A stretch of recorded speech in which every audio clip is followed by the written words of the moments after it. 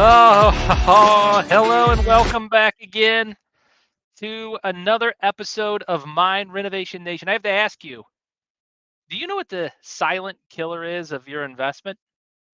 Today, we're going to learn to protect that silent killer that's destroying and eroding your investment from the inside. Hello and welcome to the Mind Renovation Nation show brought to you by Red Maples, your trusted partner in institutional style property management of small multifamily properties. I'm your host, Nathan Bush, and each show we unpack real life insights from our experience in our real estate journey. We are extremely excited to invite trailblazers, thought leaders, industry experts, insiders, all of you guys who are really good at this stuff to come together in a community like this. If you're online right now, go ahead and comment who you are and where you're from. I'm happy to engage with you, have conversation. That's what the show is all about, is creating that sense of community. So if we can help you, guide you through kind of the market, if we can help you fine tune your management systems and your processes, if we can help you boost returns by slashing unnecessary costs, that's what this show is all about. And together, we can decode this essential game of small multifamily real estate. If you like this kind of content, you should subscribe to my YouTube channel. In addition to that, I need you to head over to nathanbushmba.com/subscribe. That's www.nathanbushmba.com/subscribe. In there, you can be notified and updated when we're running shows like this. So if you like content like this, maybe you'd like some of the private content that we do. If you're subscribed to me through www.nathanbushmba.com, when we run a webinar, which is a little bit more in-depth content, if you like this kind of stuff, then you'll be notified when we do that as well. Today's theme is all about why tenants are destroying your property, why they're destroying your investment, why they're eroding it from the inside out. And we're going to dive into an even deeper conflict today around conflict resolution. And so this might be the show that you've been like, how do I talk to the tenant about the damage that they did in my property? If that's you, hey, hang on. We're going to talk about it in the show today. I totally appreciate you, Travis, being online from Winsville, Missouri. Thank you very much for attending the show. Travis, you're always so kind to be involved in our live cast. And so if you have a question today, feel free, Travis, just throw it out there. I'll be happy to see if we can answer it in the show as we go through the show today. Now, I do want to take a second and make sure you guys know that our sponsor, Red Maples, puts time, effort, and energy into this program. And if you need a portfolio assessment, let's say that you have multiple small multifamilies or you have a couple of rentals and you'd like an assessment of that portfolio, Red Maple style, go to red-maples.com/assessment and you can sign up there and do the assessment. Hey, Brian, appreciate that. Thank you for those that are watching. That's my dad. So thanks for being online. I love it whenever family members support. So thank you very much for being online, Dad. Brian is from Cottleville, Missouri, by the way, for those that are watching. All right. So thank you, Red Maples, for the sponsorship. All right. What are you doing to reduce the damage caused by tenants in your rental property? That is the question that we've been answering over this 4-part series, and today is part 3. What are you doing to reduce the damage caused by your tenants in your rental property? And the last couple of shows I've brought it up. You might be thinking, if you're watching for the first time, I've never had a problem with tenant damage before. Well, that's before, that's not yet. You will likely have problems with tenant damage going forward. And if you don't, you are blessed beyond compare, because you are not going to have hundreds and hundreds and hundreds of rental properties and never have damage. So the whole goal is, how do you mitigate that? How do you reduce that? And that's what this show is all about. And if you want to know more about this information, there's 2 other parts to this, and we'll have one more part next Friday, covering how do we reduce this damage overall.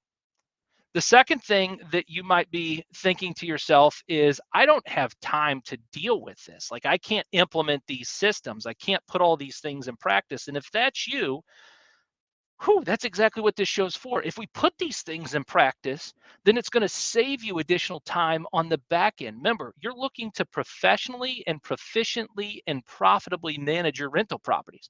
And so you want to make sure that you put these professional systems in place, because they are the thing that produce the most amount of time back for you. And then lastly, maybe this is you here. Maybe you're thinking, I don't want to alienate my tenants by being too strict. I don't want to alienate these tenants by being too strict. And if that's you, Hey, that's what this show today is all about. How do you have that conflict resolution? How do you mitigate some of this damage? How do you reduce the loss inside your property so that you can make sure that the right people are taking responsibility for the right situations? How do you negotiate through that? So you don't want to miss this show today if you don't want to be too strict with your tenants. This is exactly the show that you need. Now, remember, this show is here because of this very next slide.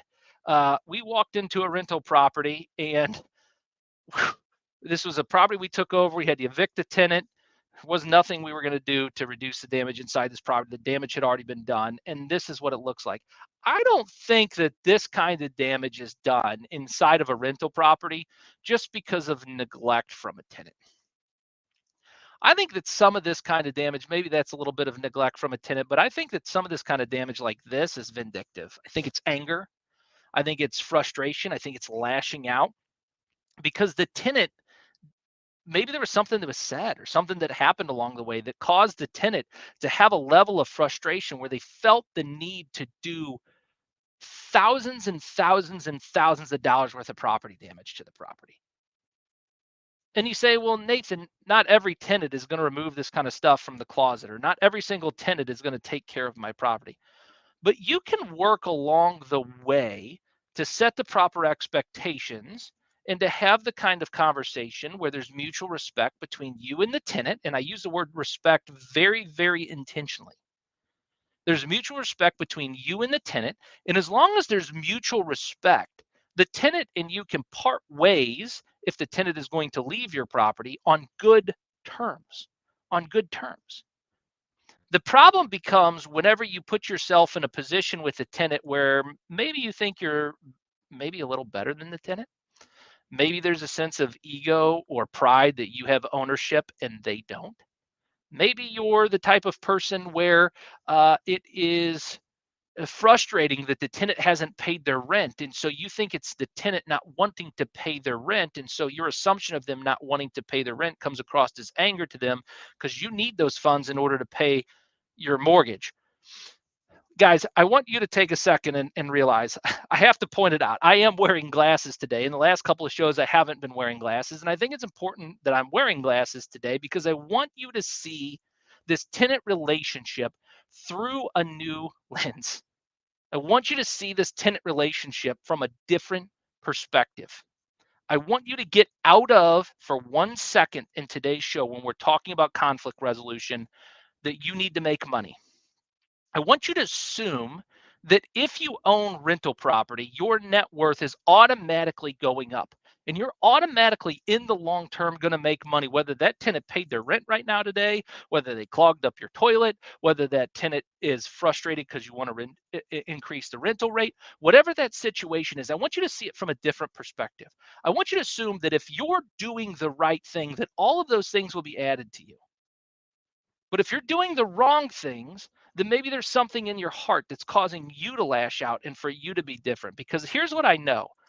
We talked about this in the last couple of shows. There are 4 psychological principles that you must overcome if you're going to reduce the damage inside your property. And the first psychological principle that you have to overcome is the lack of ownership. We have to overcome the lack of ownership with tenants. How do you build a sense of ownership? We're going to talk about that a little bit today. It's important. How do you reduce anger or frustration? Some of this is reversing the process that causes those things to begin with. How do you reduce vandalism inside of your property? And overcoming the psychological principle of mental illness. And some of these things you can overcome and some of you can't, but you can reduce it. And that's the whole point. That's the whole point of what we're talking about in today's show. All right, so last show we talked about, and the last 2 shows we talked about actually, the lack of ownership. The lack of ownership. Okay, what does ownership stem from? What does the psychological principle of ownership stem from? Well, if you let's take for instance, let's say that you buy a cake. It's somebody's birthday, you buy the cake. You take the cake and you set it down on the counter. When you set the cake down on the counter, who owns it? Who owns it? You bought it, but who owns that cake? It's a good question. I want you to actually stop and think today. Who owns that cake? You bought it. You brought it over to somebody's house. You're going to share it. Who owns it?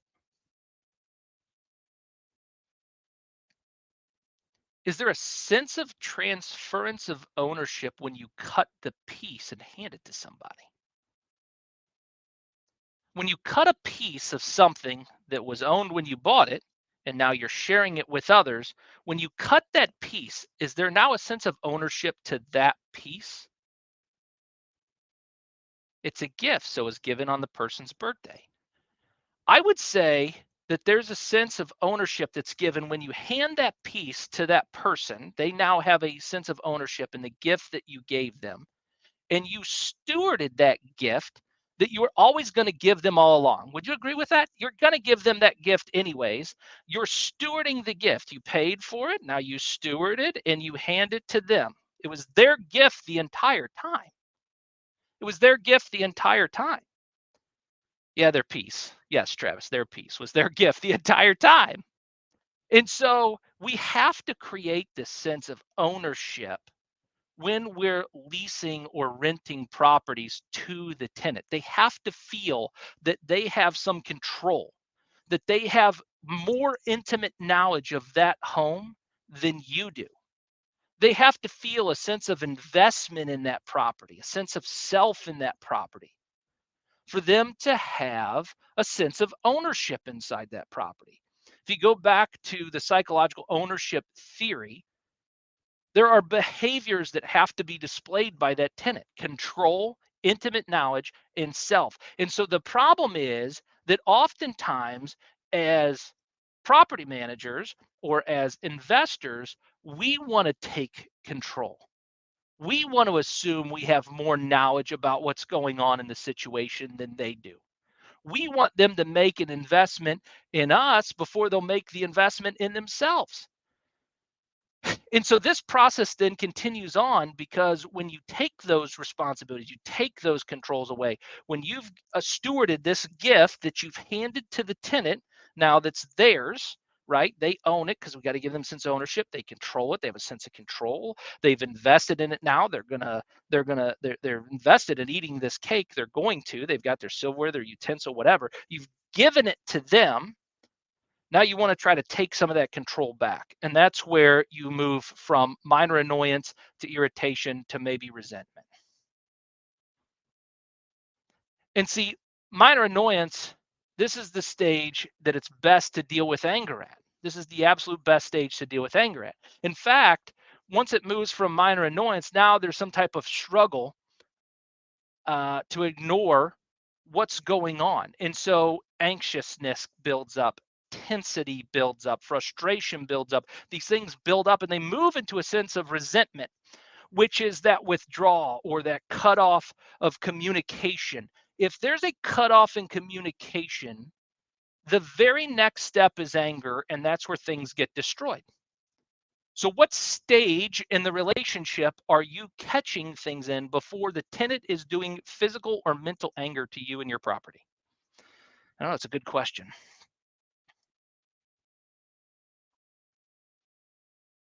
Then you have vandalism. Vandalism. We're going to talk about how to deal with all this conflict in just one second, but we got to get back into the psychology that's required for you to understand what it takes in order to reduce the damage inside your property. So vandalism is a desire in the tenant to cause harm, a sense of entitlement, or lack of respect. And I purposefully kept the previous screen down because I want to scroll back to it. Let's look at the previous screen. Rage is abuse and hitting. Rage is the stage of uncontrolled energy. Let's go back to the vandalism screen for just one second. Desire to cause harm, a sense of entitlement, a lack of respect for the property. Let's go back. Rage is abuse and hitting, uncontrolled energy. Fury is destructive, violent action and out of control.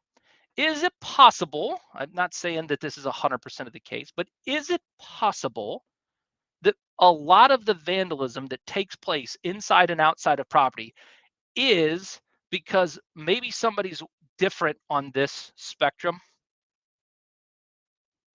that maybe this spectrum shares with you an understanding of what this vandalism thought process actually comes from.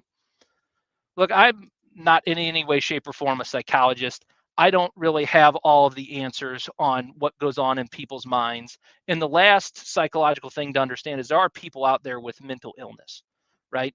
So I am not a psychologist. I am not a doctor in any way, shape, or form. I'm not even trying to give you advice on how to deal in your own interpersonal relationships. I'm just talking about the landlord-tenant relationship of giving them a sense of ownership, a sense of control, a sense of self-worth, a sense of investment, a sense of bought in behavior, a sense of respect that the other person deserves in order to have success with your rental property. Now, if you do happen to have tenants that have mental illness, and I'm not asking you to diagnose or treat it, I'm saying that if you happen to have them, might it be wise to contact an attorney that deals in landlord-tenant law to kind of help you walk through what to do in that specific situation? But that's not going to be a majority of the cases, guys. That's not a majority of the cases. I want you to start from this verse in Matthew from the Bible. I know beyond a shadow of a doubt that this verse is the principle that separates those that have tremendous success in this world from those that don't. And this verse simply says that the greatest commandment is to love your God with all your heart, with all your soul, and with all your mind. That's the first and greatest commandment. The second greatest commandment is to love your neighbor as yourself. That's the second greatest commandment. That means you have to care. In the same breath, Jesus is saying you not only have to love God with all your heart, you have to love people with all your heart. You've got to care about the other person. You got to care about doing the right thing, and you got to care about people. You got to care about the truth and what actually is fact, and you got to care about people. And if you can't do these two things, all the other things that you do in property management are irrelevant. They're irrelevant. So this is the place that you have to start from, a pure heart. And if you can start from a pure heart, then we can talk about these phases and frameworks on what to do as far as reducing tenant damage. Number one, we talked about how to create professional and proficient and profitable systems in phase one, pre-tenancy, and what to do prior to the lease. We talked about during tenancy, what to do on phase two, on how to create professional, proficient, and profitable systems for you within your property management to make sure that you're reducing damage along the way. At least we gave you some things to think about that you can implement, or at least go in on your own systems that you have and refine those systems on ways to reduce damage. You're thinking about these things now. All right. Today, we're talking all about conflict resolution, which is why we went so deep into the psychology. It's imperative that you understand the psychology and the psychological position that you need to be in order to be able to deal with the conflict of the tenant. Because if, look, guys, if you don't have all of these things in place and you don't do any of the other things, if you do today's show, you reduce from anger, we move them from anger all the way back down into mild frustration, all the way back down into just some annoyance. And so if you can do some of these things today that we're going to talk about, and you do them from a perspective of seeking the truth, and do them from the perspective of assuming positive intent of your tenant, well, now you're in a position that you're going to reduce the damage inside your property. I know because we've done it. So phase three is conflict resolution. There are three parts to conflict resolution. There are communication things that you need to pay attention to. There are documentation things that you need to pay attention to, and there is legal recourse that you're going to might need to take action on. Okay, so there's three parts to conflict resolution. It starts with communication and documentation before even bringing up the thought process of legal recourse. I only include that in today's show because in some cases where it's absolutely necessary, it's better to take fast legal recourse than it is to continue to go on and allow damage to build up inside your property. Okay, so keep that in mind. All right, so let's talk about tips for communication today and conversation on what to do inside your conversations to have a better occurrence for tenants. Okay, so there's two things that are happening here. If damage occurs, attempt to resolve this amicably through mediation or through negotiation. Whether the tenant's in the property or out of the property, you can still use negotiation and mediation in order to resolve damage costs. Explain the cost of the repairs and the work to the tenant and look for a fair solution. If the tenant can know the damage cost prior to moving out of the home, if the tenant has an understanding of the damage that they're going to be charged for prior to moving into the home, setting these proper expectations keeps those things from butting heads. So then what can you do? Well, there's a number of things you can do. If the tenant is still occupying the property for communication purposes, if damage occurs and the tenant's going to be charged, giving them an option to appeal the damage charge and actually have a say so gives them a sense of control in the situation. So if you're going to charge the tenant for damage inside the property, let's say that the cabling guy's there, he pulls a He-Man action figure out of the toilet after it's been clogged, and you're going to bill that $89 bill back to the tenant for cabling the drain. Do you give the tenant the option to appeal that? I know the tenant's been in there for 6 months and you know it was tenant damage because that toilet was working fine. Do you give them the ability to appeal that?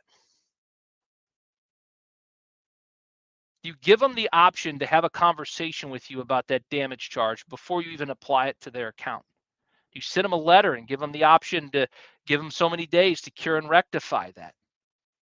If the tenant is getting ready to move out of your property, do you walk that property with the tenant prior to the tenant moving out and point out the things that they may likely be charged for when they move out of that property that could be charged against their security deposit? Because you have their move-in inspection form signed off on that you bring with you to show with them, hey, these things could be challenges for you. Look, there's different areas of making sure that you're preventative in your communication to reduce the likelihood of anger on the backside of your communication. Then once you have the conversation with them, do you have the proper documentation in place to have that conversation? You actually have the documentation in place. Look, if stage one in this conflict resolution process is to assume positive intent and to seek to understand, phase two is the understand the perceived conflict versus the felt conflict. The perceived conflict versus the felt conflict. What is the perceived conflict that you see versus the felt conflict that the tenant is having with you? Then you have to look at intentions. One of the things that my wife and I always tell my daughter is that we don't care what other people do, we care what they want. Focus on the intention. Focus on what somebody's trying to achieve and trying to do. And this is you, the landlord, looking at what the tenant's intentions were. Was the tenant's intention to destroy your property? Is that the premise that they've started from? Was it their intention to clog up the sewer line? Or did something happen that caused that situation to occur? Then not only paying attention to the competing or collaboration or compromising phase, but the avoiding or accommodating phase in the intention. What are you avoiding talking about with the tenant, and what are you willing to accommodate for the tenant? Have you laid those things out and had that conversation with them? If you haven't, then this is where additional frustrations can come from, because you're doing something to somebody else. You're controlling them and their environment before helping them understand that this was a problem and here's the consequence if we don't get resolution. You got to take the time to do this professionally, guys, or they're going to do even more damage inside your property than necessary. Then you have to look at this step here, which is the stage 4, the parties' behavior and their reactions. If you're going to resolve conflict, what was the behavior? How long did it take that tenant to get back to you when you sent them their late notice? Did they call you right away and they were just mad that you sent them a late notice? Or did they take 3 weeks and then finally return your phone call? it shows a level of importance to them. How fast somebody contacts you in a conflict is a exact sign of their care for you as a person. I know they might call you and curse at you and scream at you, and you're frustrated and you won't take the cursing, so you hang up the phone on them, and then you have to call them back later on. I get all that. I understand all that. I'm not telling you to take abuse. I'm telling you that when that tenant calls you immediately, it tells you that they care about their rent. In fact, I tell tenants all the time whenever they call me and they're frustrated about something, I appreciate that you're frustrated about this. It lets me know that you care about this situation. And I truly mean it. I mean it. Them calling me about the situation that they're frustrated about, there's communication that's happening. We haven't stopped talking to each other yet. We don't have to move to anger and destruction and vandalism that's happening inside of the property because I know that they're frustrated. So I know that they're frustrated means that they care about it, and I care about them. So I want to come to a resolution. And then stage 5 is talk about the potential for different outcomes. What are some different outcomes that you'd like to see? What are some outcomes that I would like to see? Give yourself the opportunity to walk through these different outcomes that are possible before ending the resolution with the tenant. Now, there are some situations that are not resolvable, and that's okay. That's okay. That's why it's so important to know the facts in the situation. There are some situations that are not resolvable. So in stage 4, you have behavior. Stage 5, you have outcomes. There are some resolutions that are not uh, uh, acceptable for you on your part, and that's okay. That's why it's so important to have this piece down. Documentation. Keep detailed records of all communication, inspections, repair costs related specifically to tenant damage. This documentation is crucial if legal action ever becomes necessary. It's also crucial to just have the conversation with the tenant, making sure the tenant sees this from the perspective, helping the tenant to see from the perspective of you as the landlord, from you as the property manager, helping the tenant to understand that you're not doing something to them, you're doing something for them to help them in this situation. And if charging them that damage charge is a necessary thing that needs to happen, at least they understand why you're doing it, because you're trying to protect the property. You care about the property because you want it nice for them to continue to live in. Look, one of the things my father and mother taught me a long time ago is that you don't do things for your own interest. You do things for other people's interest. And if you do things to serve others and do them for their interest, it will ultimately come back and reward you in the long term. Heck, that's why we do these podcasts and these live casts for you guys. Is it's for you. This isn't for me. If you want to do business with Red Maples, that's great. You don't have to do business with Red Maples to watch the shows and to learn some of the information that we're putting out there. That information costs you nothing other than some time to engage into the content and pay attention and take some notes. So make sure you have your documentation. Keep this documentation in the proper places. Our organization likes to store this content online so we have it at a moment's notice and we can send it to somebody via email in the event that we need to send it to them. Because if we're going to go into a legal dispute, they're going to have to see all of the information and documentation we have anyway. So might as well have the documentation to be able to provide for the tenant and let them have it and let them have access to it and let them see it and let them work through their side. Sometimes people are frustrated on their side and they just need time to work through it. Maybe I'll do a whole show in the future on different personality styles and personality traits. In fact, I have a couple of friends who are experts in personalities, and maybe we'll have them do personality profiles for you guys and show you what personality profile you are, so that you know how to better relate to people. I happen to be a driver, and so I happen to have a personality of let's get to the bottom line, let's get it done. I don't want to hear all the details. Just let's do it. Let's get it done and over with. There's other people that they need all this detail in order to be able to work through the resolution and the conflict. Guys, these things are okay. This is where the process of doing this professionally and doing it proficiently and doing it profitably come from, is having good, not only organizational systems, but communication systems that you follow in order to get the outcome that you're trying to seek. I did a whole program one time for a management organization that I was working for, and we talked about how to what happens in conflict.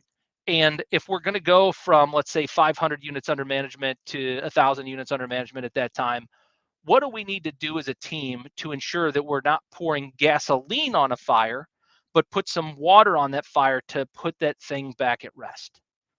We welcome people bringing things, phone calls, emails to our attention, because we want to take the time to have the conversation to resolve the thing that's important to them. People only get mad about things they care about. And so if you can care about the thing they care about, and you can care about it and show them that you care about it, you can resolve the conflict, put out the fire with some water. I like to say the living water, but that's a story for a different day. Do it in the right way. Do it because you care. Okay. So you've done all these things. They're not working. Here's the thing. Take quick legal action then. Take quick legal action. You've worked through the process. You've done conflict resolution. If you let this thing go on another 3 weeks, 6 weeks, 8 weeks, and you don't get it over to an attorney to get it out, shame on you. Shame on you. The tenant's done the damage inside the property, and you're just going to be mad at them the whole time. You're going to be disrespectful to them every single time they call your house, every single time they email you. You're going to send them some type of disrespectful hate mail back. You're going to go through this whole thing of just being, angry all the time towards this tenant. No, no. If you can't get resolution on the deal, take legal action. The tenant's moved out. Send the stuff to collections immediately. Don't wait 3 or 4 months to finally get around to sending it over to the collection agency. Send it right away so they can get the letters out to the tenant and you can start the resolution from a legal perspective.